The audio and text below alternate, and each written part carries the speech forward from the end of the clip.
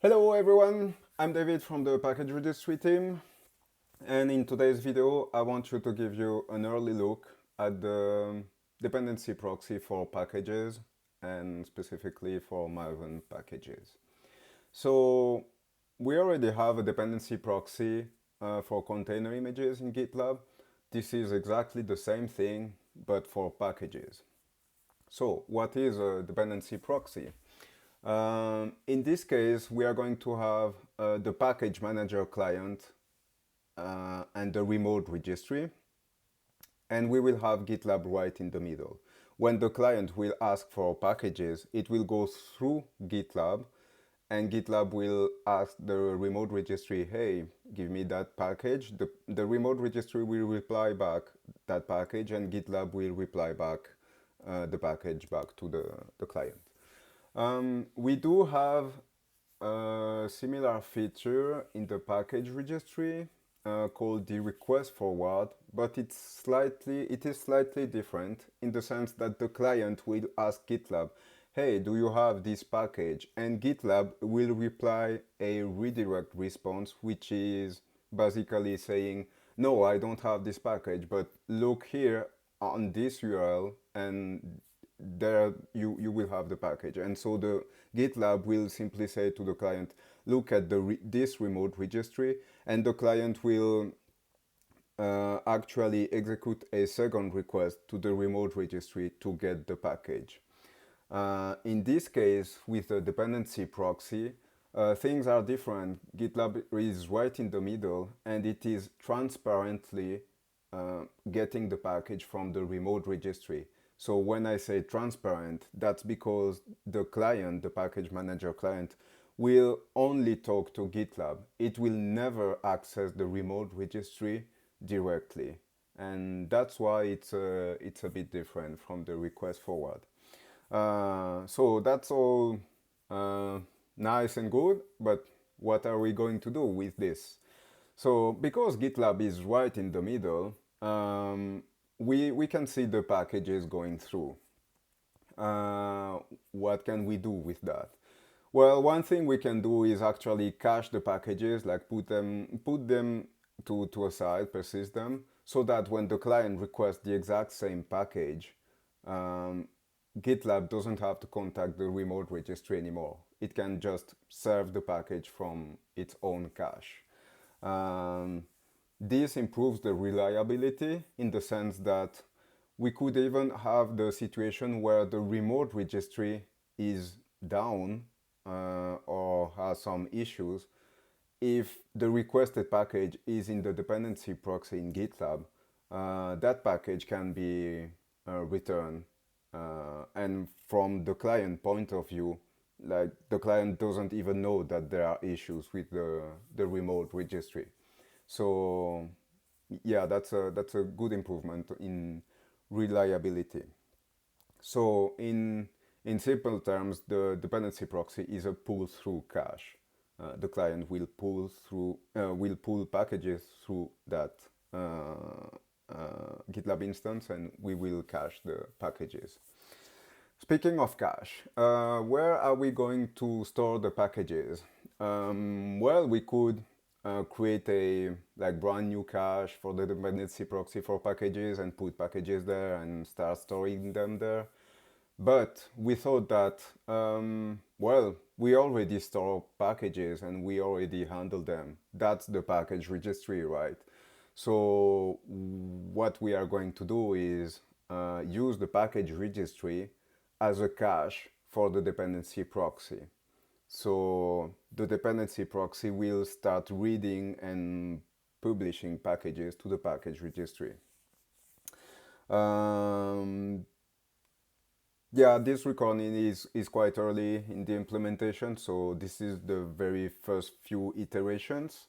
So we are starting with the Maven package format, so it's a dependency proxy for Maven packages for now, but well, obviously we plan to support the other package formats too. The other thing is that for now the dependency proxy will work at the project level only. So you will need a project, and the dependency proxy will put like use that project package registry as a cache for its operations. What are the requirements to use this feature? Well, we have a few. Well, obviously, since we interact with the package registry, we need the package registry feature enabled, right? So that feature can be enabled in two locations. There is the global GitLab configuration and there is the project settings. Both locations are enabled by default, so I guess you shouldn't be like doing anything with that. But yeah, we need both settings to be enabled. The third thing we need is the dependency proxy feature. That one is lives only in the GitLab global configuration, so that one will need to be enabled there. This is because it is disabled by default, so you really need to update the global GitLab configuration. Fourth requirement, this is a premium feature, so you will need a GitLab license with the proper license level. Otherwise, well, you can't use the dependency proxy. And last requirement, but it's a temporary one, we do have a feature flag on this change for now. So the feature flag needs to be enabled for the project. When we deliver the complete dependency proxy for Maven packages, that feature flag will be removed. So that's why this is a temporary requirement that exists at the time of this recording. Okay, well, enough of me moving my hands. So I guess time for a small demo. All right, so yeah, first thing we need a GitLab project.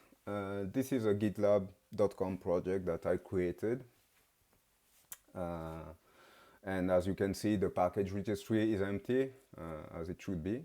So, okay, that's fine. Next, we need a remote registry. So in this part, well, we need a Maven package registry, obviously. Which one can you use? Well, you are really free to use whatever Maven package registry you have. It can be a public one, it can be a private one. If it is a private one, you will need some credentials to access the registry. But really, if with the Maven client you can pull packages from a registry, that registry has very high chances that you can use it as a target for the dependency proxy. Okay, so in this case I use a JFrog Artifactory repository. Excuse me.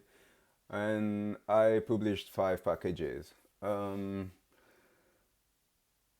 We have some dependencies between those packages. If I recall correctly, yeah, it's bananas requires ananas and ananas requires apples. This is to have a more realistic situation where an application or a project will only pull those 3 packages, but in reality it will need to pull all 5 because those 2 are requirements for this one. So we have our registry. This one is a private one, so I have my credentials ready. And so we will need to set up the dependency proxy on the project. So at the time of this recording, we only have a GraphQL query and notation to interact with the dependency proxy settings. We are building the front-end side for these settings, so when we deliver the dependency proxy for Maven, you will have the UI for interacting with the settings. Okay, so I set up the dependency proxy before this recording this, but I can show you the settings. So we will need to access the project object here. And then inside the project object, we have the dependency package setting. Yeah, the GraphQL APIs are currently marked as deprecated. That's what we do when there is the feature that they are related to is behind a feature flag. So that's to indicate that we can still move the queries a bit, but we will remove those deprecated marks when we deliver the dependency proxy for Maven. Okay, in the setting, what do we have? We have an enabled toggle, which is a boolean. We have the URL, obviously. We need to know where the remote registry lives. And in this case, it's a private one. So we have a username, password. The password field can't be read. You can only write the password. So this query can't get the password. We can read back the password. Let's run this.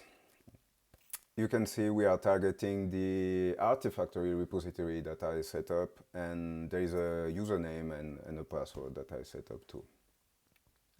Okay, everything is looking good. So yeah, I guess we can go for the application. So the application is a very simple one. I simply declare the dependencies, and as I said, I only declare 3 dependencies, and this last one, the bananas one, will pull the 2 other packages. So this should pull 5 packages out of the remote registry.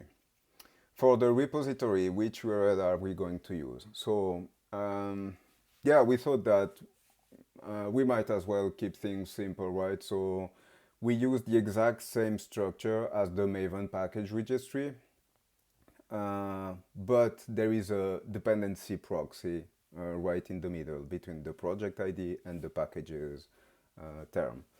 But other than that, it's exactly the same thing as the Maven package registry.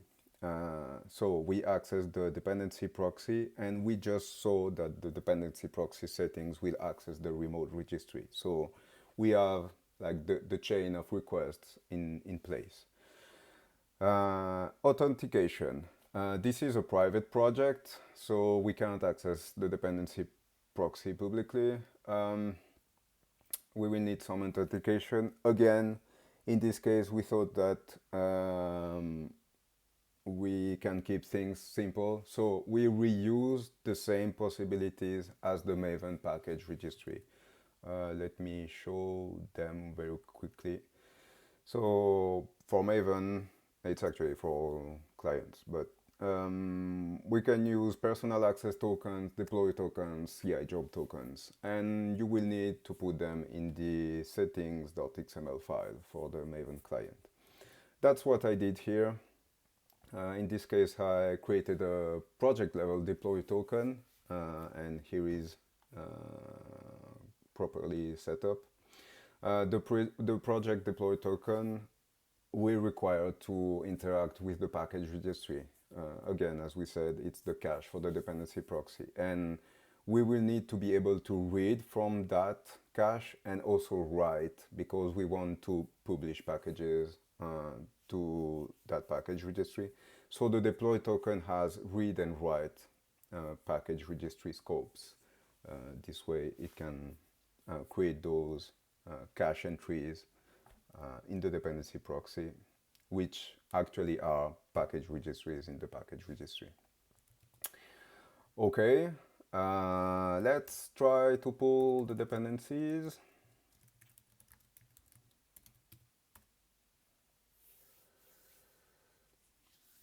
So you can see Maven. Maven is not actually reaching the Artifactory repository that I have in place. It is only reaching gitlab.com, always. But it is reaching the dependency proxy part. And so what happened here is that GitLab checked the package registry. It is currently empty, and so it contacted the remote registry, in this case the Artifactory repository, to get the package and then do two things. One, reply back the package. That's why we have the downloaded logs. So the requested file was returned to the client. But at the same time, it was published to the project package registry. So if everything is correct, if we look at the package registry and we refresh very quickly here, we can see that we have all 5 packages. That's a good sign that things are working. Those are real Maven packages in the sense that they are really considered as Maven packages from a package registry point of view. If you open them, you can see the POM file and the jar file too. So for the package registry, like, it doesn't even know that it's actually the dependency proxy that published this. For the package registry point of view, there was like 5 packages that were published, and now they are available for pulling, and that's it. Okay, yeah, it's working. Yeah, what happens if we pull packages again? Good question. First, I will remove the local cache from Maven.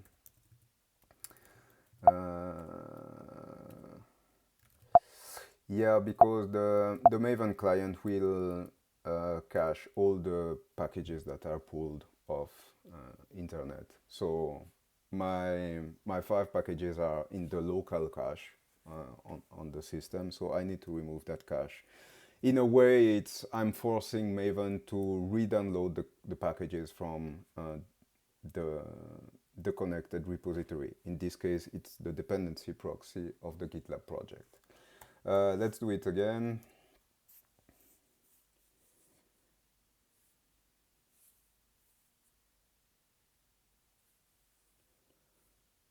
Okay. Well, it's working again. Yeah, it's hard to see a difference, and that's why I said that the dependency proxy is transparent. But there is a difference, but that difference is internal in GitLab. In this case, GitLab received the request on the dependency proxy, but instead of getting the package from the remote registry, it first inspected the package registry of the project, found that the requested file was available in the package registry, and so served that file from the package registry. So the difference is that the Artifactory repository was not contacted in this scenario. But from a client point of view, it is exactly the same. We are accessing exactly the same endpoint, and things are happening exactly the same. And so that's why it's more transparent. Yeah, this is working. This is a demo. Like, I set up everything. So you might have some doubts that, yeah, what tells us that GitLab is not always accessing the remote registry and you are pulling those packages from the Artifactory repository all the time, and so yeah, you can have some doubts. I would have them too. So let's do a small experience. I'm going to update. So I need a mutation. I'm going to update the dependency proxy settings.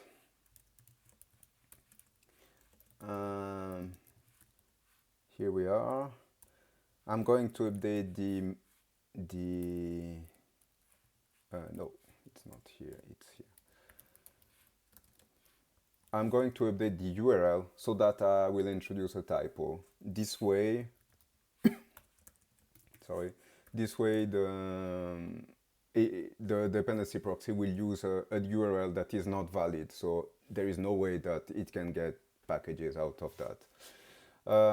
So again, I will need the project path here, and I will update. Let me push this to a side. We'll update the URL to, yeah, actually it's this thing. Oops.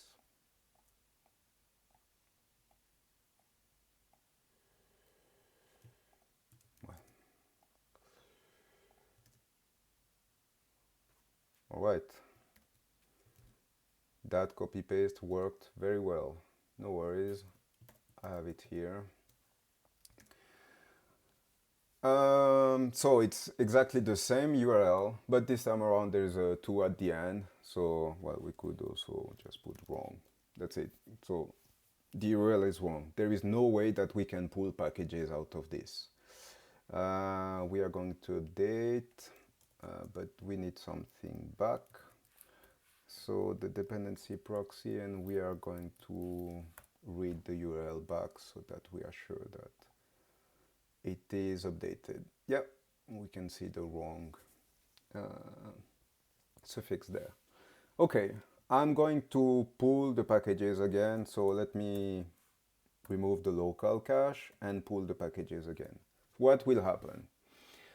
The package registry is filled with the actual packages that will be requested, so GitLab will not attempt to connect to the remote registry. So this operation should be successful because we are going to return packages from GitLab and not use the Artifactory repository. Let's see.